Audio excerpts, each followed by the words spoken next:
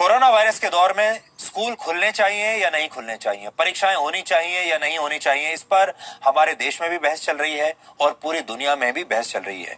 और यही जानने और समझने के लिए संयुक्त राष्ट्र की संस्था यूनिसेफ और विश्व स्वास्थ्य संगठन ने एक स्टडी की, जिसकी रिपोर्ट में परेशान कर देने वाला सच सामने आया है। रिपोर्ट में कहा गया है कि दुनिया के करीब 43% स्कूलों में बच्चों के लिए साबुन से हाथ धोने की सुविधा नहीं है। दुनिया के करीब 24% स्कूलों में हाथ धोने के लिए ना तो पानी उपलब्ध है और ना ही साबुन है, जबकि 19% स्कूलों में पानी तो उपलब्ध है लेकिन साबुन नहीं है। यानी दुनिया के हर 5 में से 2 स्कूलों में साबुन से हाथ धोने की सुविधा बच्चों के पास नहीं है, जो कोरोना से बचने के लिए बेहद जरूरी है। इस रिपोर्ट में यह भी लिखा है कि दुनिया के 42% सेकेंडरी स्कूल्स और 56% प्राइमरी स्कूल्स में हाथ धोने की उचित सुविधा नहीं है। ग्रामीण इलाकों में हालत और भी ज्यादा खराब है, जहां 3 में से 2 स्कूलों में साबुन से हाथ धोने की व्यवस्था नहीं है। कोरोना महामारी की वजह से पूरी दुनिया में स्कूलों को बंद करना पड़ा, जिससे 190 देशों में 150 करोड़ से ज्यादा छात्र प्रभावित हुए हैं। संयुक्त राष्ट्र की इस रिपोर्ट के मुताबिक अगर हाथ धोने की उचित व्यवस्था किए बिना स्कूल दोबारा खोल दिए गए तो इससे दुनिया भर में करीब 82 करोड़ बच्चों के कोरोना महामारी से संक्रमित होने का खतरा है। इनमें से सबसे ज्यादा करीब 30 करोड़ बच्चे सब सहारा अफ्रीका में हैं। करीब 12.5 करोड़ मध्य और दक्षिणी एशिया में रहते हैं, जिनमें से 9 करोड़ से ज्यादा बच्चे अकेले भारत में रहते हैं, जो स्कूलों में साबुन और पानी से हाथ धोने की सुविधा से वंचित हैं। अगर आप कुछ देर के लिए कोरोना वायरस को भूल भी जाएं, तो सोचिए कितनी गंभीर बात है कि दुनिया के 40% से ज्यादा स्कूलों में बच्चों के लिए हाथ धोने की मूलभूत सुविधा तक उपलब्ध नहीं है। अब जब भी सरकार स्कूल खोलने का फैसला लेगी तो हर स्कूल को यह सुनिश्चित करना पड़ेगा कि बच्चों को साबुन से हाथ धोने की व्यवस्था हो, ताकि वो बहुत जल्दी समय समय पर अपने हाथ साफ करते रहें। लेकिन सवाल यह है कि स्कूलों में ऐसी मूलभूत सुविधा उपलब्ध करवाने के लिए भी क्या हम कोरोना वायरस जैसी महामारी का इंतजार कर रहे थे, और अगर ऐसा है तो क्यों कर रहे थे? यूनिसेफ की यह रिपोर्ट ऐसे वक्त में आई है जब भारत समेत दुनिया के कई देशों में यह विचार चल रहा है कि स्कूलों को कब से और कैसे खोला जा सकता है, क्योंकि जरा सी भी लापरवाही बहुत बड़ी परेशानी खड़ी कर सकती है।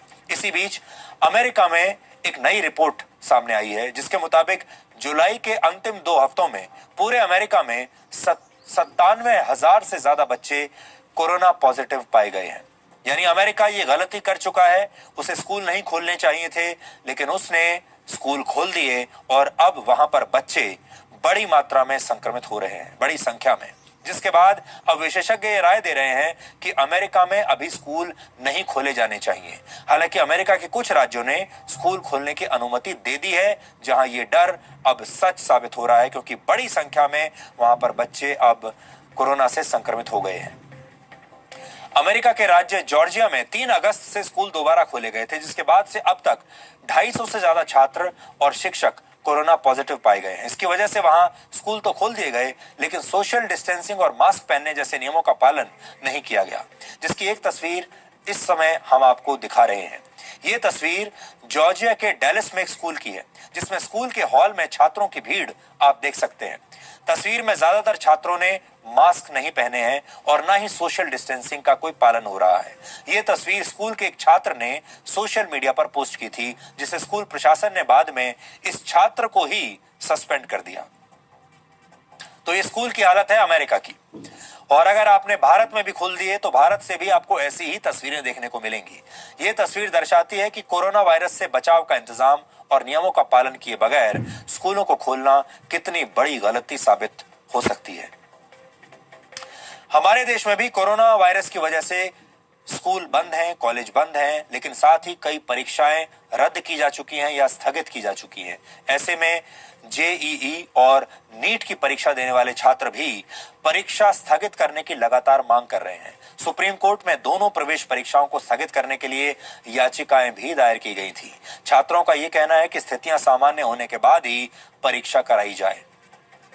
जेईई मेन की जो परीक्षा है इस बार 2020 की, वो 1 से 6 सितंबर तक होगी, जिसके लिए इस बार 11 लाख छात्रों ने रजिस्ट्रेशन करवाया है, जबकि नीट की परीक्षा 13 सितंबर को होनी है। जिसके लिए 16 लाख छात्रों ने आवेदन दिया है। अब जरा सोचिए कि 13 लाख छात्र जब परीक्षा देने के लिए आएंगे, या दूसरी जो नीट की परीक्षा है, 16 लाख छात्र जब परीक्षा देने के लिए आएंगे, तो इस बात की क्या गारंटी है कि वहां पर सोशल डिस्टेंसिंग का पालन किया जाएगा, सब लोग मास्क लगाकर ही आएंगे, और ये सारे लोग जो परीक्षा के लिए बैठेंगे, इस बात की क्या गारंटी है कि संक्रमित नहीं होंगे।